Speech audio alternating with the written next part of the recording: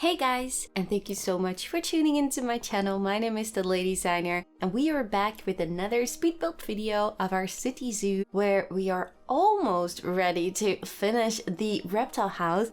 And in this episode, we're going to build a habitat for the gharial. And as I mentioned in all the previous episodes of the reptile house, I am trying to build something specific, something unique for each and every habitat. And this one is very special. This is definitely something I never even thought of actually. So we did this during a live stream, so I did cut out a lot of the path building because the path system can be a crime sometimes. And I had this kind of with this path section in the habitat, but in the end, I'm very happy with how it turned out. So if the path is ready, then we just start off with just putting down the barriers and making sure we have the whole area divided into 3 habitats, because in this wing, this is the second wing, we are going to add the gharial, the Komodo dragon, and the algebra giant tortoise. So yeah, we already had to make sure that we have enough space for each and every animal, and also to add the animals, I also already tried to put down some fences so they can't really escape. So yeah, for this episode, we're going to build the gharial habitat. And as you can see, we have 2 different round paths above each other. And we're going to use the above path as a guideline for another waterfall. So this waterfall is going to be a little bit more special. So we have a waterfall next to a rocky wall, and we use that to create a fence for the gharial habitat. But we also remove, I think it's 2 different wall pieces to create an open space. And behind that, we're going to build an underwater viewing for the gharial habitat. So that is really cool, and I'm really happy with how that one has turned out. It's definitely something I really hope I can inspire you guys with, to use this as inspiration for your own zoos, because I think it's really an awesome feature. And as far as I know, as I said, I've never saw anyone doing it before, which is it's very simple. Like, it's not like something very hard to do, it's just something you have to think of, I guess. So yeah, I really like it. I really hope you guys will like it too. And what I also did for the waterfall is I tried to create it a little bit more overgrown, because it was like a lot of rock what you were looking at. And the waterfall in Planet Zoo is sometimes very hard to notice, because when you're like exactly on the front of it, then you can't really tell there's a waterfall, just a little bit. And once you move a little bit to the side, then you will see it more obvious. I don't know what that is. It sometimes annoys me, but thank God this is a round waterfall, so it's not that bad, but still it's sometimes a bit weird. And as I said, like together with like a lot of rocks and stuff, it was like a very big rock area. So I tried to use a little bit of the roots and the purple and green plants we got with the South America pack and the free update, which I use a lot in this build because I just really love them, and the color scheme is just really amazing.